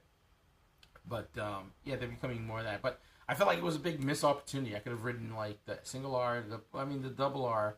5-Up had one. I could have ridden one, and I've ridden Eves before. But I could have tried other bikes, and I didn't. Yeah. Yeah, by the time I got there, it seemed like everything was booked up. That's just what I seen, Yeah. but yeah, I mean it's fine. Also, you know what? I've had this one experience where I went to demo days. I think demo days are difficult to kind of give a comprehensive very idea of what a difficult. bike is, because one, you're riding with a group. There's Yep. somebody leading you. You can't really go too fast. You can't really go too slow. You can't just pull over and say, "Oh, take a look at the bike." You're in this little time frame. You're like in a box. It's so difficult. I remember I went to one of them, and it was just tough. Like shooting the videos, like you just spitballing these videos super quick and just hoping that they Yep. do well. And then after that, I got turned off from doing it like that. I kind of figured, I'm like, if I get an opportunity, if I get a personal invite, they tell me, hey, we're going to do this, or we'll give you a loaner bike, that's cool. But with just the group is just weird. Like, for example, if you do a wheelie, that's a problem. Whatever it is, you're not supposed to do anything. You're just basically taking it around. You're really not getting a real gist of the bike. I think it's more of a cashing in on people's excitement. Let's say if you potentially wanted an S1000R, you already know somewhat you want this bike. When you see it at the demo day, you're gonna be excited. You ride it for 10 minutes. You just like running like, yo, I'm ready to sign on the dotted line. Right. It's almost like that. And then later on, you're finding out, maybe I don't like this position too much or something like that. It's a little bit like that, but every now and then it happens. But that's just definitely my thoughts, man. Anyway, I'm gonna give you the floor, man. Let people know where they could find you, what you do on YouTube and stuff like that. And I think we're going in on an hour and a half and stuff, so that way we're not taking everyone's night. But Okay. yeah, man, you wanna do that? Yeah, so you can find me on Instagram at Randy's Reality. I'm on TikTok as well, same name. Of course, YouTube. And pretty much, I do everything. If you go on my Instagram, there's short edits over there. There's funny edits over there.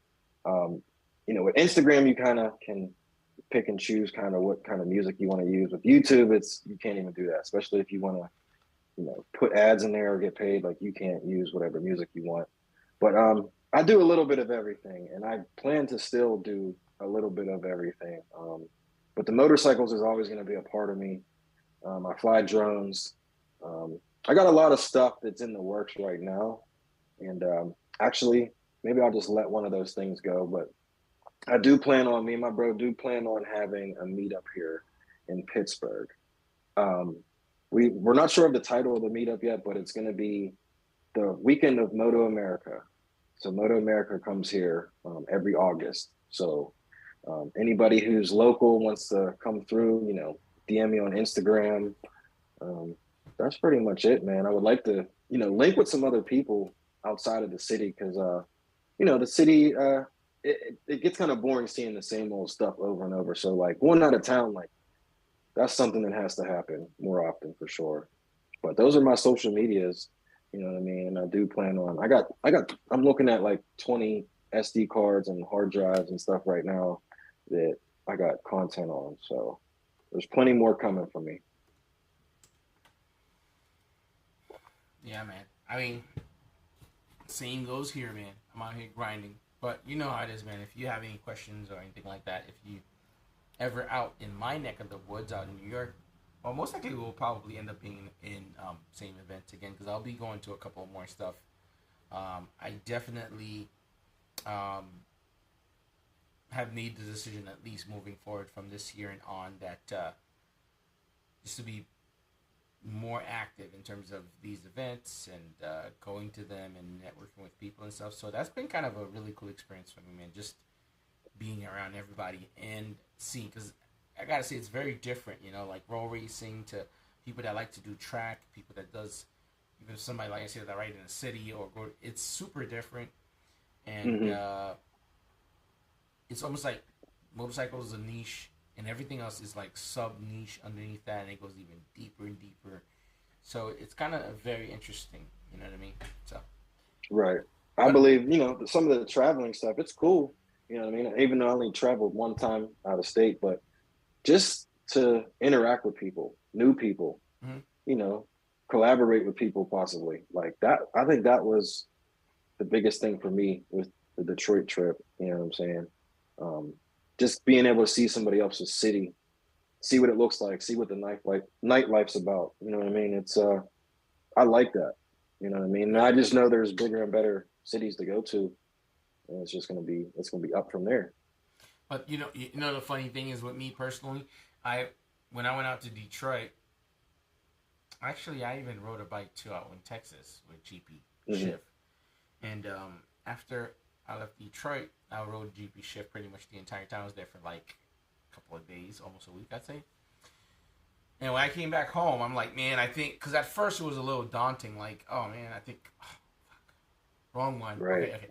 But now I changed one of my bikes to GP Shift, and I actually really like it a lot. So, you know, the experience and seeing what other people are trying. If not, I would have just kept my bike the same. But to be honest, I really love the feel when you're coming on an off ramp or an on ramp, or just launching out of a corner to shift downwards to go up. I'd recommend anybody try it. It takes a little bit for you to kind of wrap your head around it, Right. but it's definitely better, 100%. Only downside, in my opinion, is that coming from a dead stop. You just gotta go down to go up. To go to first gear, it's a little bit. I mean, you have to adjust it for it to be just right. But I'm finding, even on a Ducati, that's the easiest I've found neutral, just lightly tapping down. I guess maybe my sensitivity going down is softer than finding it up. Because going up, it's taking a little bit more control to hit it a little bit lighter. Because every time I try to hit up, sometimes I would go to the next gear. Second, yeah. So I'm finding it's a lot easier, but definitely, it's definitely. I don't think it just feels faster. It is faster, 100%. So Eve told me, he gave me some game on some things, and that was one of the things he said I should do, switch to GP Shift, and I was just like, I got to think about that, you know. Shift it, change it, 100%. It's going to take some time to get used to, for sure. After 2 rides, you have it. You don't think I want to go back? No. You don't want to go back? You will not go back. No. You will not go back. 100%. I had the same doubt. I can assure you. You won't. It's that good. Gotcha. I mean, granted, I never thought about it, but think about it. The best of the best, the GP riders. They don't ride snap. They ride GP Shift because it's faster. Your reaction is like, I don't know, man. At first, it was like, I guess once you're accustomed to it, you're accustomed to shifting up. You know what I mean? One down and then up. Once you try it, it's gonna feel a little weird. But then after your second, third ride, and then you start doing pulls with it, you're gonna be like, oh, there's no. But my only little hiccup I'm realizing, I'm using it with an auto shifter, a quick shifter. Right. That's fast. Now you have to rewrap your head around to clutch down or clutch up. But I'm assuming in those cases you're not really going to be doing that at all. Yeah, something I'll have to think about. Try, man. It's like 3 screws. Try, throw it on. Go out tomorrow and give it a shot, man. I might have to do that. I'll definitely let you know. Yeah. I might even just make a video on it. You know what I mean? did. I actually just how do you call it? I did. Well, the video is not my video. I produced it for motivation, but I load their upload, and let me just see if I could pull that up real quick. Hold on 1 second here. All right. Let's see quick. Yeah, we do this here just like that. Just gonna quickly here. See.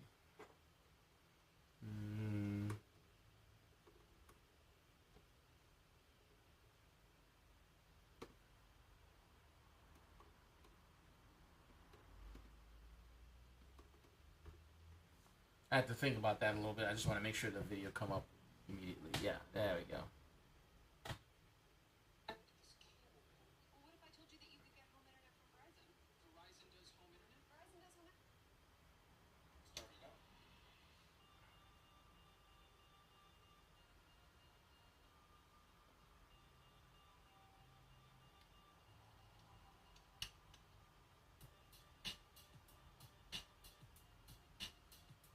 Probably just gonna jump through it real quick. Oh God, not this guy. Yeah, it's pretty nerve-wracking seeing yourself on video. So, see, I'm just moving that linkage from. Oh shit! I didn't realize it's showing my bottom. Moving that shift link. Oh crap. Okay, just look at the mouse right here. Move my hand from here to the bottom. It's super easy. I don't see it yet. Okay, hold on. You'll see it shortly. 1 second. All right.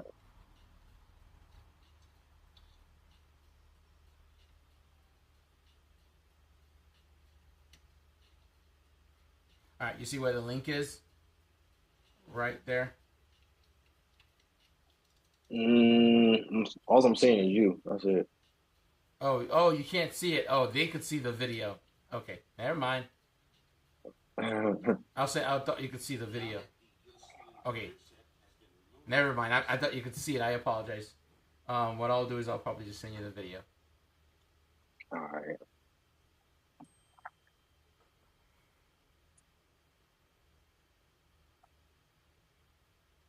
Oh, I wish it wasn't showing either. Oh, okay, I see why. Oh my goodness, I am such a dummy. Guys, I am sorry. I saw what happened. I didn't switch the camera view, so oh my god, there's way too much here going on. I tell you, man. I live that crazy life right now. Hold on. Let's try that again. Hey man, it happens. Jesus. Alright, here we go. Let me see here. I love how my wife is like on point. She's like, hey, this is what's happening. I'm telling you guys. Yeah, man. She stuck around. Get a real one, man. Get a real one. I'm just telling you down. All right, here we go. Now you guys can see it. Now you can see it, right? Yep. Oh, my wife is the best. Actually, let me just kind of run this back real quick.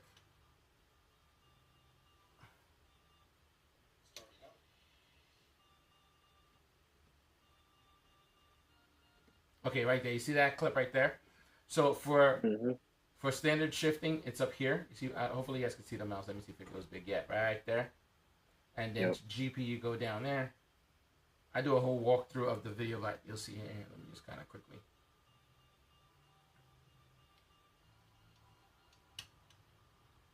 And talk your shit down, people. Oh God, oh God. Sorry. I don't like to see myself. Sorry. Still? You've been in the game for a minute. It's tough, man. I'm just super critical of seeing myself, that's all.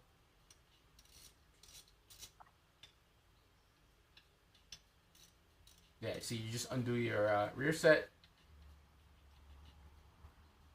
By the way, these are my favorite rear sets, guys. The Gillis tooling. They actually do OEM parts for BMW, dude. So that's like right up your alley. Okay. And right there. I'm just gonna do the actual shift linkage. See, it's mounted to the top, right there. Mm-hmm. This is very difficult to do because it looks very easy. It's easy to do, but it just looks difficult because I'm holding the tools in the camera in an awkward position just to record it. Now that the Gilsling rear set has been removed with these two bolts right here, and then we remove the shift linkage, quick shifter on the back here. Taking a closer look. Oh, I was just explaining that. To do standard shifting. So for you to ride a GP shifting, you're gonna have to move it to the lower part of the section. Keep in mind, in some cases, you might have to undo this portion of the shift linkage in order to increase The throw. but in this case, What bike is that on? Street Fighter. Okay. the area up, and then we're gonna mount the shift linkage to the lower range section of the rear set. But the only thing you're gonna have to do, you want to make sure that your bike's on neutral when you are doing before you do this, so that way there is no weirdness or anything like that. But I'd definitely say, man, give it a shot. I wholeheartedly think this is definitely a win.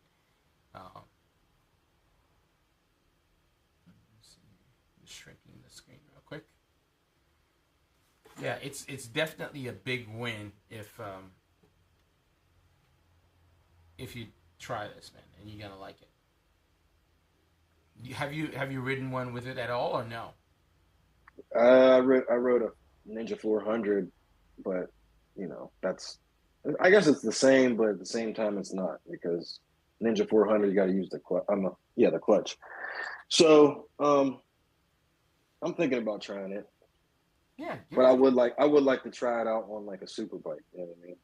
No, try. You can do it on a super bike or anywhere, but I think you would like it, man. Especially on your bike has a quick shifter, right? Yep. Quick shifter, auto blipper. Yeah, I would say everything. do it, man. It's gonna be cool. Yep. Yep. Anyway, guys, anybody wanna throw in any good questions before we kind of wrap it up? Randy, I know I've held you for super long tonight, man. Hopefully, you had a good time on the stream. I did. I mean, I think I for sure did, bro. I went a bit on a tangent, talking too much about YouTube, but for me, man, I actually love looking into it and trying to figure things out. But the door is always open, man. And if you ever have questions or whatever it is, or you want to come through and chat, I'm always open to having you on it. All right, that sounds good. We might have to try to get some other people from Pittsburgh on the stream, because if you notice, there's really nobody from Pittsburgh who motovlogs or does any of that, man. So, Well, the door's open, man. If you got any people that want to share the story, you want to come through and chat, they don't have to be on YouTube or social media person. We've actually gotten how do you call it? We've gotten like a specialty mechanic on there, artists. I've gotten quite a few people on here, which is one of the best part, I think, about the platform here. It's not just super set in stone regarding motorcycles. It's just like the stories around motorcycles, around the passion of how you got into it. So it's more people's stories in the background, which is why I like chatting with people. So right, yeah, that's one thing I definitely like about your stream for sure, is you get to actually know somebody. Yeah. Versus just seeing who they are right now today. Yes, sir. Anyway, guys, if you're watching, definitely want to say thank you. Let me just quickly pull up the chat real quick. See here, GP shift helps when shifting around corners. Yeah, Futuristic Vipers mentioning here, GP shift. Actually, you know what? Let me pull up a couple of comments. Hold up 1 second before I kind of wrap up anyway. It's always good to just hang out with anybody. Wow, I just said a bunch of words at the same time. It's always good to just kind of hang out with everybody. That's what I meant to say, guys. It's just tough, man. You guys have no idea how much equipment that I'm actually monitoring at the same time and trying not to screw up anything in the same space, man. You have no idea. I would love to see behind the scenes, because I know it's not easy. That's what I got here. Futuristic Viper mentioned here. GP shift helps when shifting around corners so your feet don't scrape against the ground at extreme lean angles. Yes, sir.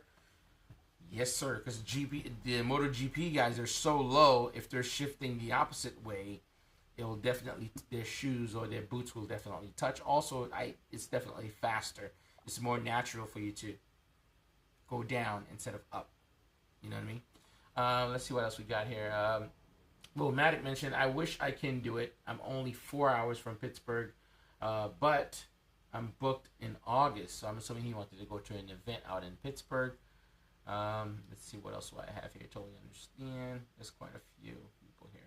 That was a great comment that Will Matic kind of mentioned here. I pulled this up. He said, it sucks making a great video and lots of editing goes to the video and not get views. Like, it sucks.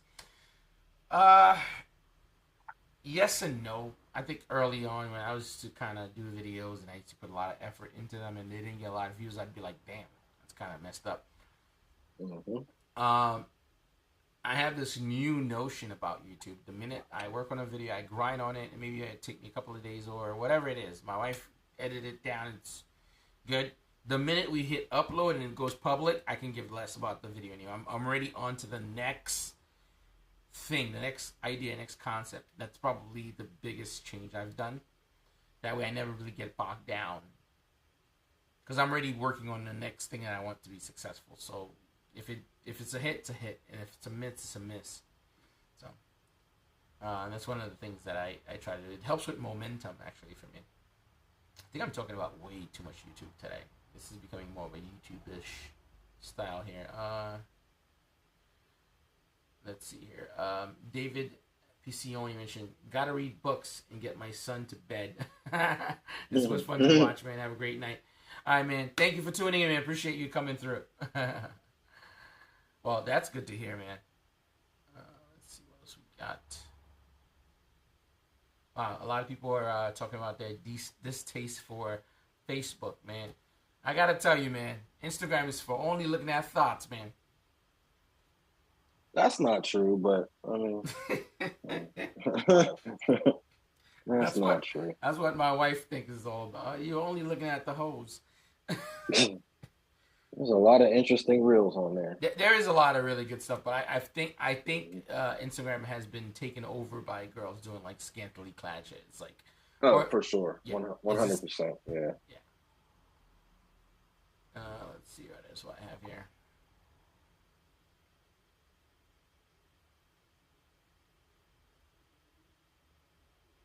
I'm just quickly going through here. There's just a lot of conversation amongst everybody.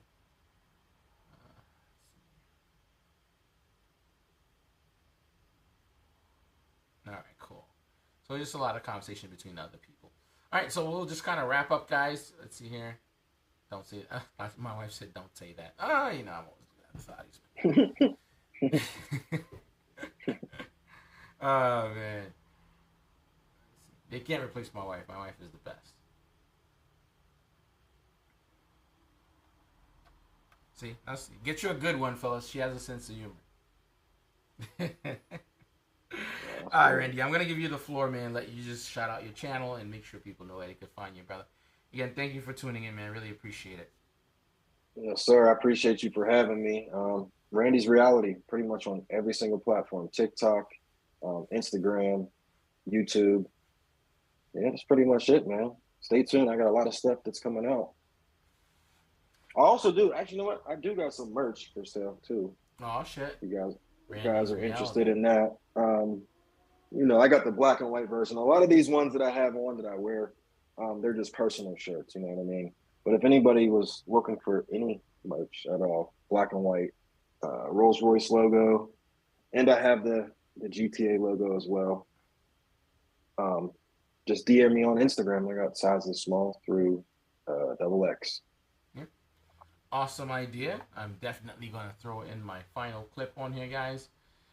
By the way, guys, thank you all for tuning in. Really appreciate you coming through and spending time watching the stream with everybody and commenting and stuff, man. Make sure if you tuned in, I'd appreciate it if you guys drop a thumbs up. Always super helpful for the algorithm. If not, you can always grab yourself my merch. That's always a good way of doing things, right?